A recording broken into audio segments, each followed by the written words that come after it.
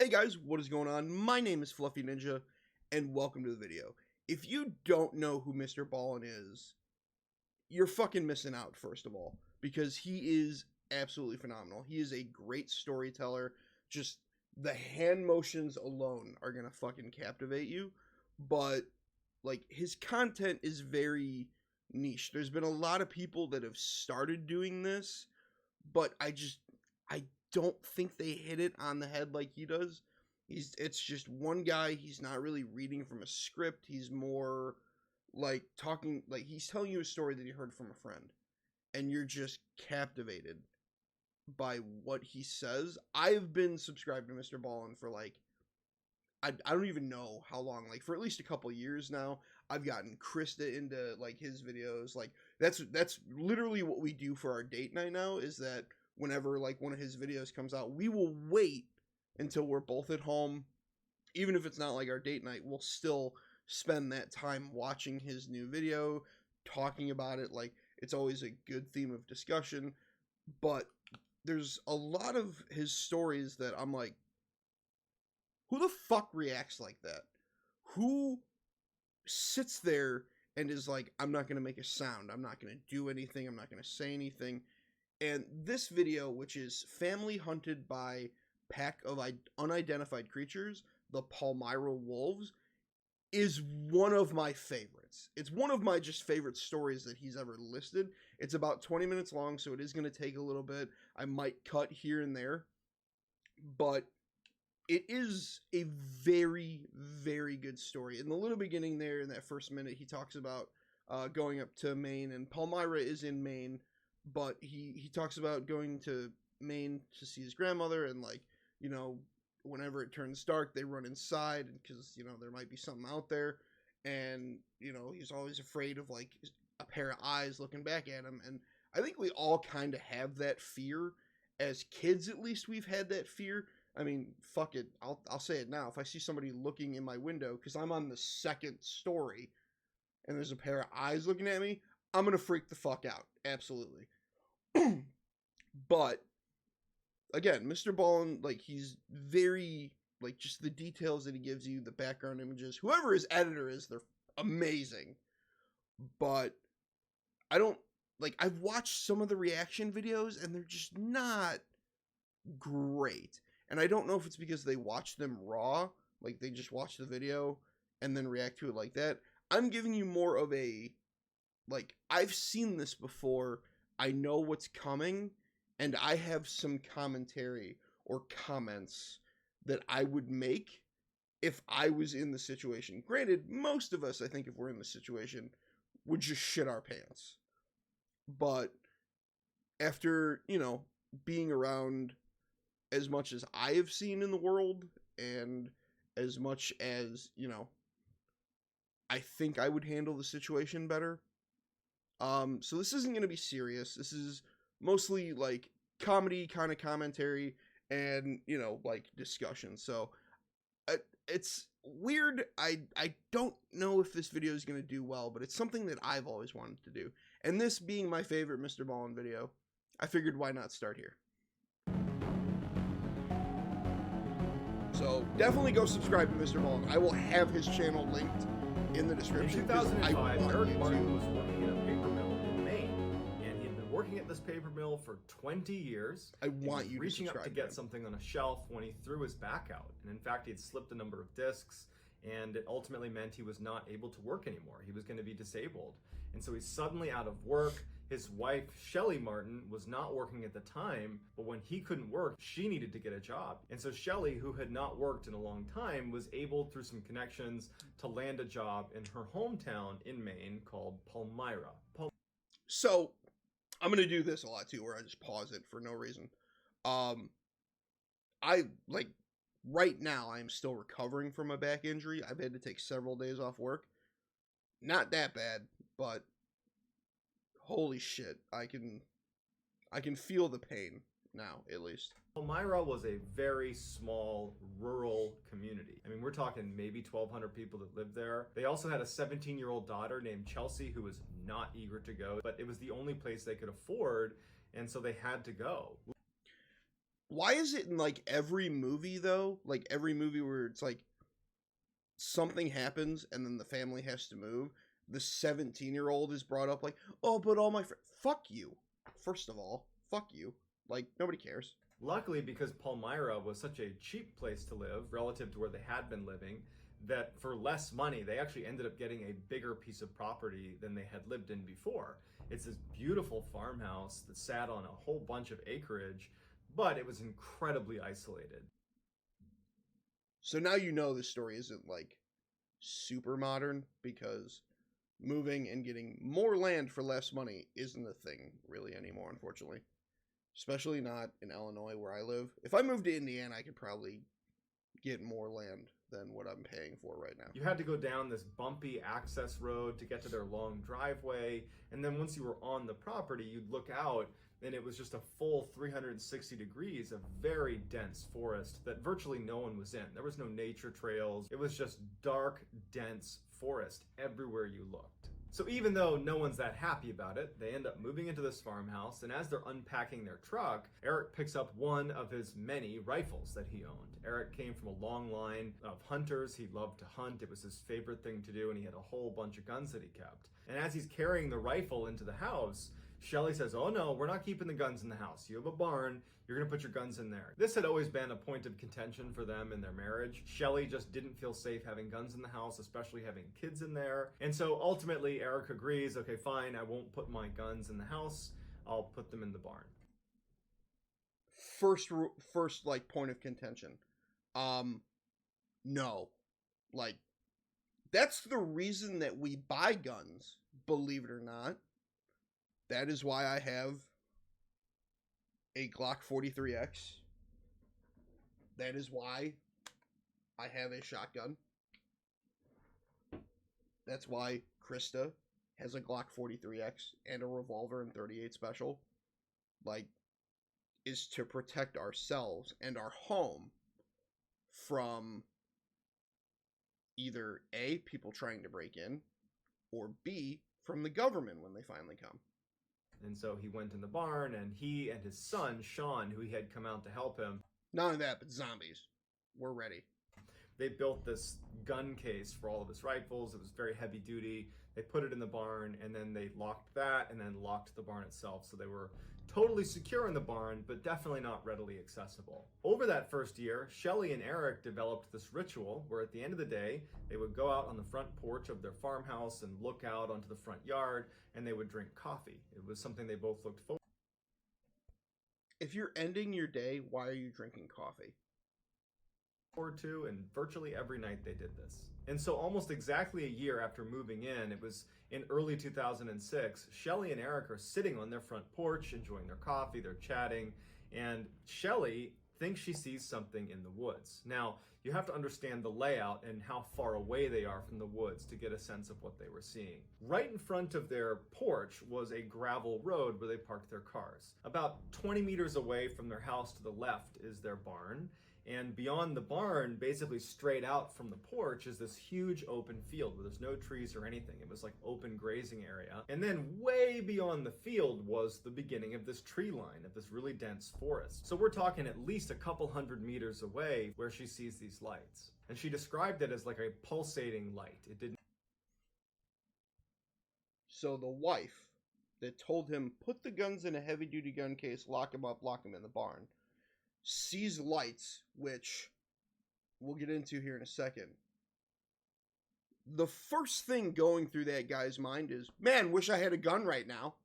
Did not look like a car or some sort of vehicle, not to mention there was no road out straight ahead from their porch. It was just a dense forest where there was absolutely no one that should have been in there. Eric immediately, when he sees the lights, he thinks there's a poacher on his property, someone illegally hunting on his property. And so he gets Sean, his son, who did not live with them but was staying the night that night, he gets him to come outside and say, hey, do you think that's a poacher down there at the edge of our tree line? And Sean's like, I don't know, maybe. Eric decides that he wants to go tell this person to leave his property. The dad from a long line of hunters asks his son, who we don't know the age of actually, hey, do you think that's a poacher? Dude, you're the hunter. You should know that. And so he asked Sean to come with him. They figured they would just get to the edge of the property and yell out, hey, this is private property, you need to leave. As they're walking across the field and they're getting closer to the tree line, the lights, those pulsating lights, begin to fade and disappear back into the woods. And they get all the way up to the tree line and they can't see any lights at all. Even though at this point, standing on the edge of the forest, Eric and Sean are fairly confident that this poacher has left, they decide, just to be sure, let's walk a little ways into the woods. Even though it's totally dark, we're not going to get lost. We'll walk a little ways into the woods and just continue to yell, this is private property. If you have the idea that you're going to walk into the woods and not get lost, you're insane. So they really do leave. And so they begin walking, and it's a very dense forest. Lots of low-hanging limbs. It's not somewhere that's easy to walk. There's no walking trails or anything like that. And they walk, 10, 15 meters into the woods, and then they hear what sounds like someone walking parallel to them, maybe 15 meters away from them on their left. And they both stop and they look. They didn't want to take any chance that they were being stalked by a predator. And so they thought, you know what? The lights are gone. I don't know what animal this is. Let's just get out of here. About a month goes by, and Nathan, who is Chelsea's boyfriend, was staying with the family at the farm. And it was the first nice spring day. I mean, it was a very dark and dreary winter. Maine winters tend to be that way. Maine winters fucking suck. And so that weekend, Nathan and Chelsea decide, let's go walk around the woods. So they take the two family dogs and they start walking across that big field in front of the house into the forest, the same area where Sean and Eric have been looking for those lights and then heard what sounded like an animal that was near them. And so at first, Chelsea has the dogs on leashes, but they get to the forest and she lets them off their leash to let them go run around and go crazy because they've been cooped up because of the wintertime as well. The two dogs instantly take off running for about 100 meters and then they come to a dead stop right outside this big mound. It looks like a dirt mound, but they get up close to it and they can tell that it's actually more like a den. There are these huge pieces of wood that have been leaned into like a lean-to type structure with moss and dirt and grass put all over the outside. See, so he does that too, where he takes images that have nothing to do with the story and puts them in there to kind of get you sucked in. And also, fuck whatever that mound is, because the dogs were like, oh, we should leave. And the people, of course, in every store are like, let's check it out, dude. It could be a cool place to hang out. And then you get murdered. I mean, it looks like a very intentionally made mound. And there's a circular hole that's been created right on the front of it. And the dogs have stopped right outside and they're poking their heads in and smelling into this hole. And Nathan and Chelsea are looking at this thinking, who did this? Is this like a hunter's thing? Is this something a hunter might make? Would an animal make this? This seems really big for some animal to make. Why the fuck would you stand next to it and ask these questions? Again, you have a dad that is from a long line of hunters that has no idea what poachers might look like. But I'm sure he's seen a ground blind, and if this is what it looks like, maybe he can tell you. Make this, but it definitely was made on purpose, whatever it is. And so Nathan, he just kind of looks down into this den, but it's totally dark, and he thinks he hears growling coming from inside of the den. And fuck all of that and leave. So without any hesitation, he goes, we gotta go. I don't know what's living in there, but we gotta go. And so they take the dogs, they put them back on leashes, and the two of them get out of the forest as quickly as they can. When Nathan and Chelsea came back to the house, they told Eric and Shelly, and actually Sean was there too, and they said, hey, we found this den of some kind out in the middle of the woods, basically straight out from your front porch. And that's when Eric and Sean said, well, about a month ago, we were out in that same area, and we could have sworn we heard some animal stalking us. A couple of months go by, and Eric and Shelly are sitting on their front porch having their coffee ritual. So here's the other thing. It's always like hindsight is 2020 when it's like, oh, yeah, we got stalked by an animal in that same area and we didn't fucking tell anybody. So we just let you and our two dogs go over there and didn't say a fucking word about it. And there was just this low mist that kind of hung over the entire field. And as they're sitting there, they're commenting on how creepy it was. And what started as just kind of a friendly discussion about the general creepiness took a turn when they realized that they couldn't hear any wildlife. No crickets, no animals, no anything. And normally at night, because they were out here all the time, it was humming with life. And so Shelly had this high-powered flashlight that she always had out with her, and she starts scanning the property, not knowing what she's looking for, but it just seemed really odd that they couldn't hear any wildlife. But after she scans across the whole field, she doesn't see anything, and so she puts her flashlight down and just starts talking to Eric about whatever they normally talked about over coffee at night. Eric would say in numerous interviews that for whatever reason, when she put that flashlight down, he suddenly felt like they were in danger. He's looking out, he doesn't see anything, and then all of a sudden he just says, you know what? We gotta go inside. I don't know what it is, but we gotta go inside. And Shelly's like, come on, I wanna stay out here for a little bit longer. We'll go in a few minutes. And Eric stands up and he's like, no, go inside. And he tries to grab her to kind of push her into the house. And she's kind of fighting against him. And then all of a sudden, Shelly stops. And she goes, did you hear that? And Eric immediately knew that what...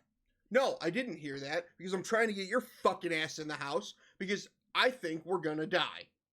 Whatever it was, it's the reason he had that sudden feeling of being in danger. Eric turns around and he can't see anything because it's too dark. Shelly grabs her flashlight and she begins scanning the tree line. And she gets to the field and gets about halfway across the field right in front of them, and she stops. Because right in the middle of the field are 3 creatures that look like wolves. These huge creatures that are looking right at them. 2 others join them. So there's 5 wolf-like creatures that are staring at them right from the middle of their field. She says to Eric, what are those? And Eric, who's an experienced hunter, he has no idea.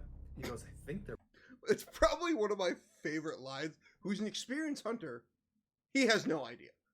But again, like everybody has that little like it's almost like the Spidey sense in a way where it's like this situation is about to be completely fucked. We need to leave. Everyone has that. Everyone has one of those. And most of the time it's completely wrong. But if you're in the middle of like fucking nowhere, Maine, and you're just like, we should go inside. Just go. They're bears. They could be wolves. We gotta go inside. And so Shelly's just holding the light and they start charging directly at her so fast that she wasn't able to keep the light on them.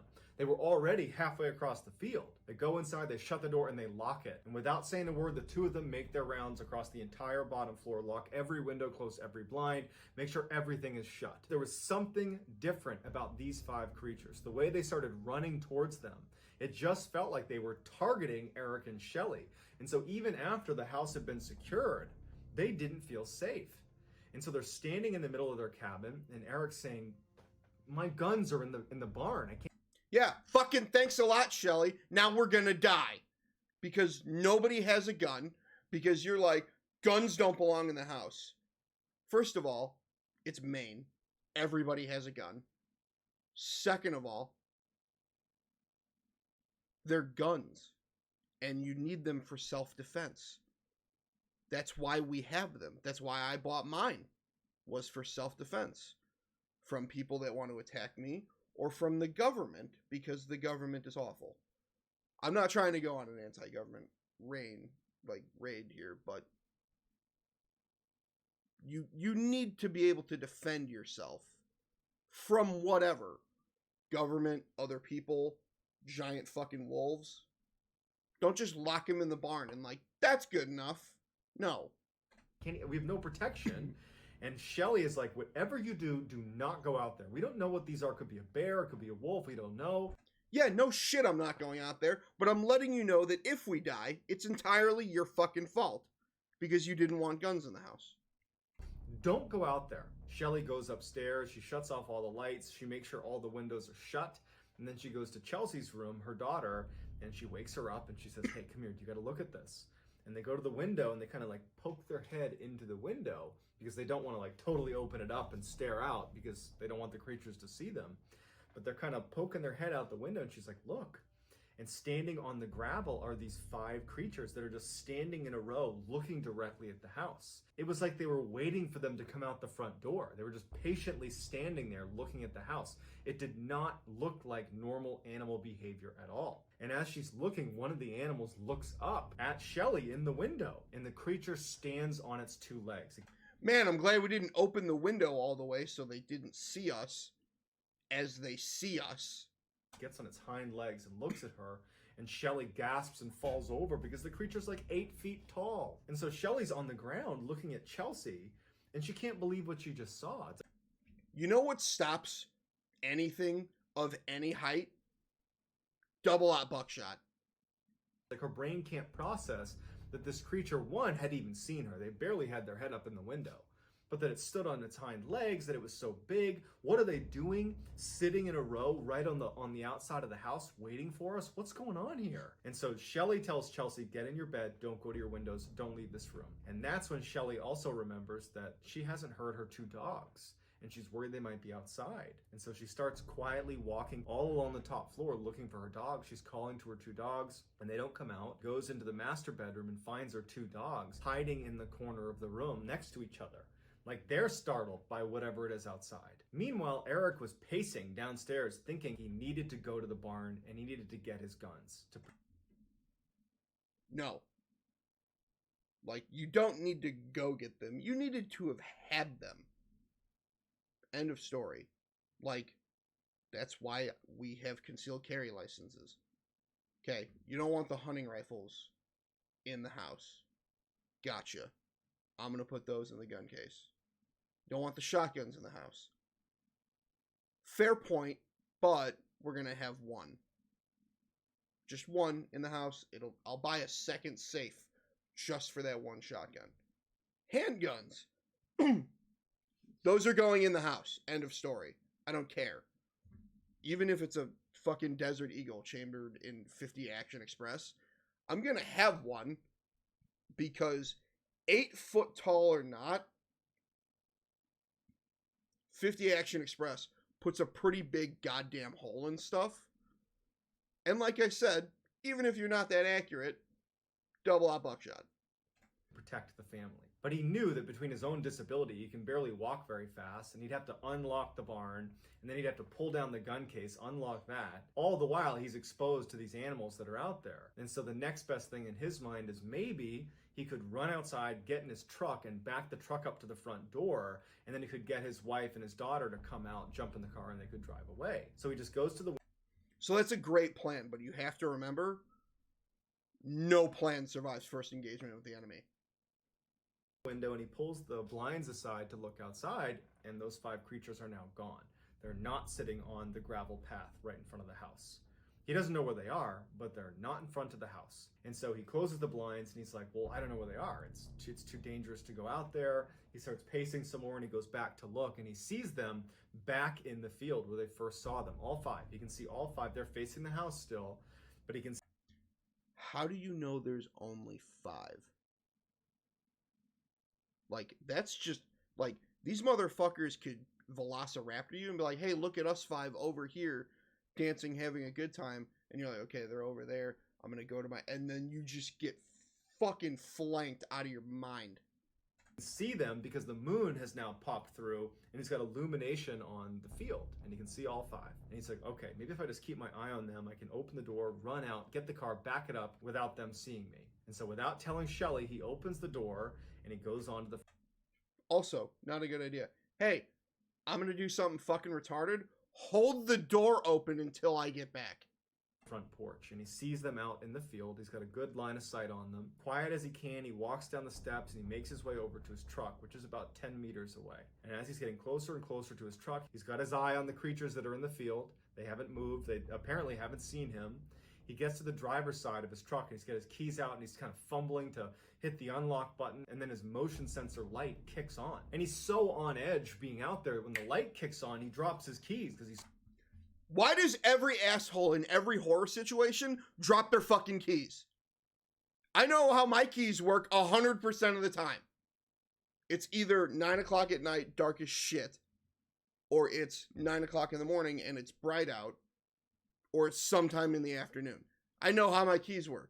I know where the unlock button is every fucking time. Like, and if he had said, oh, he had to use the key to open it, then I'd be like, okay. But you would have that key ready and just get to the door and just... And also, you're on your own goddamn property. In the middle of fucking nowhere. Why is your truck locked?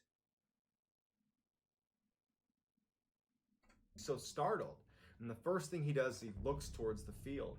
and he sees that one of the 5 creatures is now standing on its hind legs looking at him directly. Before he even bends down to get his keys, he sees them all running towards him. He reaches down, he grabs his keys, he runs back to the house as fast as he can, and he gets inside and slams it right as he can hear them crossing the gravel right in front of the house. And he hears them bound onto the porch and start running around the wraparound porch. He's too scared to even look in the window, so he ducks down to get out of view. Shelly, who is upstairs, can hear everything going on, and she yells, "Eric, what's going on?" And he goes, "Stay up there, stay up there." Shelly, Eric, Chelsea, everyone's just frozen, waiting, knowing that these creatures are right on the other side, walking along his wraparound porch. And after a while, he hears the footsteps of these creatures leave the porch and go back onto the gravel area. And at some point, he pokes his head up and he looks, and all 5 are sitting there just facing the house, waiting for them to come out of the house.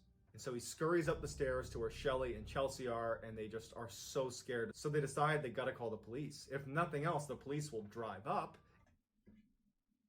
Why wasn't that the first thought? Instead of, I'm gonna go to my truck and try not to get murdered, it's, hey, I'm gonna call somebody for help. And this is the wife's hometown, which means she probably knows people in the area of like, hey, there's like some wolf bear things trying to murder us. And then they're like, oh yeah, that's fucking Susan and her bridge game. That's just what they do for fun. And their vehicle might scare away these creatures. But on the phone, Shelly lets on that what they're really scared about is something on their property. In fact, it's 5 creatures, things running around outside their property. And immediately the police officer who's responding to this, he's like, all right, well, are you sure it's not a moose? Are you sure it's not a bear? And finally, she's like, no, can you please just come over here? And why would that matter? I mean, first of all, moose are fucking terrifying. They're ginormous. So I would still call you for a moose. He's like, are you sure it's not a bear? So what if it was a bear? That fucking wooden door that we slammed would be just shredded to fucking splinters. And then we would be dead. And there's going to be a call log of, hey, we need help. And you're going to go, what, is it a bear? Who the fuck cares if it's a bear or a moose? Get the fuck over here. He's like, listen, ma'am, just keep your door shut, keep your windows shut, and I'm sure it'll be fine. And ultimately, that's how the call ends. No, that's how that call ends. And then you keep calling, going, hey, jackass, there's still something here. Come help us. Send fucking animal control and see if he dies. And if he doesn't radio you back, then you know shit is completely fucked. On their own. The family felt helpless, and Eric especially felt really frustrated because he can't protect his family. And that's why you always have a gun in the house. He doesn't have a weapon, he can't get to his vehicle, they're just trapped. And so they decide the only thing we can do is barricade ourselves inside of the house. And so for the next 30 minutes, they put heavy furniture in front of all the doors and the windows. They blocked everything as best as they could. They got kitchen knives, and they got an axe that they had inside to chop some wood. And so they go upstairs, they lock themselves in the master bedroom with their weapons and their dogs, and they get on the bed, and they just decide all we can do is wait until the sun comes up. Yes and no. So kitchen knives, because the woman that's probably soon to be an ex-wife was like, I don't like guns in the house. Kitchen knives, I guess, will work. An axe, sure. You don't go on the offensive with these weapons, absolutely not. You don't just sit in the bedroom and is like, well, let's just cover ourselves with a blanket and fucking wait for daytime. No. You watch whatever the fuck is out there. If you still have that high-powered flashlight, you shine at them. Yeah, I can fucking see the 5 of you. And again, we still don't know if it's just 5. That was never made clear. During the time they were barricading their house, they would look out from time to time, and they would see the 5 creatures just sitting on that gravel area right in front of their house. Yeah, so you keep an eye on them. Hey, where are the fucking things? They're still on the gravel road. Okay, hey, useless fucking teenager, go to look out the fucking thing. You see all 5 of them? As soon as one of them, takes a shit, let us know. Just waiting for them. When they finally went upstairs and barricaded themselves in that room, they immediately heard the creatures move off of the gravel, and they heard a couple of them at least walk onto the porch and start pacing around the porch. And it's totally silent besides the sounds of these creatures. And they were clearly communicating with each other. They were bumping into walls, and then they were howling at each other. There was clear communication happening where they were trying to coordinate some sort of attack on the family. Now, the way the house was set up is there was a second floor roof, and then the first floor was a little bit wider than the second floor. That's what I'm saying. They're gonna velociraptor the shit out of you. Hey, they stopped moving stuff. I think I heard something, because even if they are like just wolves, which, hey, wolves are fucking ginormous too. Like, they're way bigger than people. It's like, oh no, it's the size of a German Shepherd. No, they're fucking gigantic compared to those fucking dogs. But, like, it's like, they have incredible hearing. So they heard you stop moving stuff. Then they probably heard you waddle up the stairs. And then they heard the bed springs creak of the bed that you sat on. And then they heard the fart that you let rip out of fear. They know where you are. Had its own kind of separate roof. And after a while, the creatures stopped walking on the porch. They left the porch and it's just silence.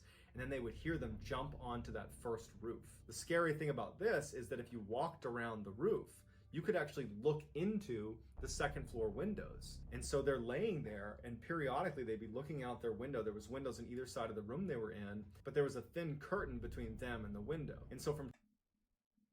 Why did you pick the room with multiple access points?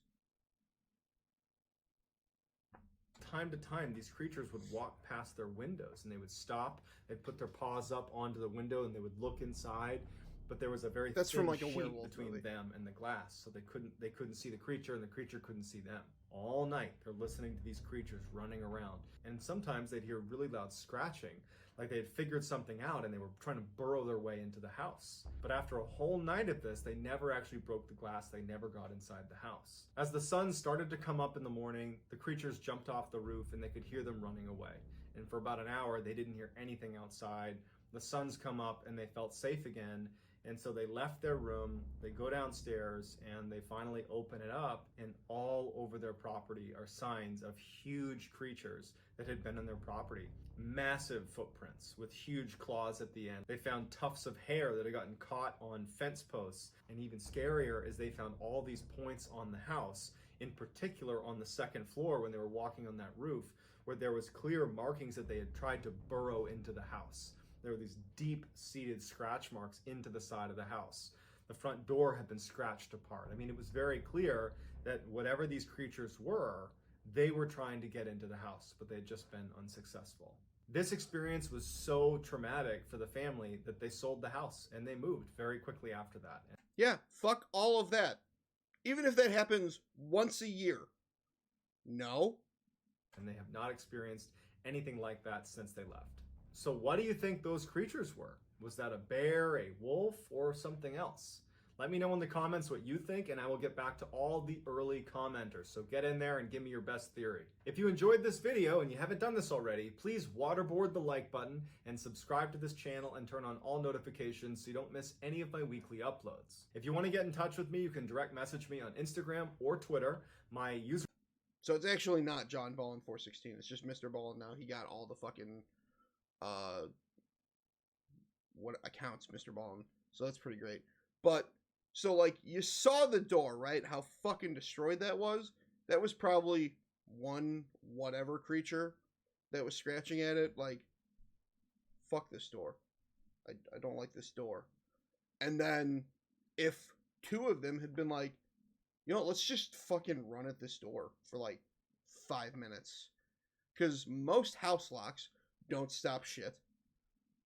Like, even advanced security systems, like, if you put enough pressure on a wooden door that has a steel bar holding it in place, one of those things is going to break. And also, you're going to be able to afford a much better house due to the fucking lawsuit against the police department for not coming to help you at all. Like, the fact that they weren't like, yeah, we'll send a car in a little bit. And they were like, instead, they were just like, is it a moose? Is it a bear? Like, play that in court. show the damage to your house, and it's like, how did you fucking send nobody over here? What happened? Like, the judge is gonna be pissed. Like, if it goes to a jury trial, which I don't think it would, but other people are gonna be like, how the fuck did you not go help them? Very clearly their house was attacked by animals. And we still don't know what, and we still don't know if there was only 5. I'm just saying. So, thank you guys so much for watching this. I really do appreciate it. Let me know, like, kind of your thoughts and insights on, like, A, what the fuck do you think those were? B, how did you like this video setup? And C, if you'd like to see more. So thank you guys again, and I'll catch you in the next one. Later.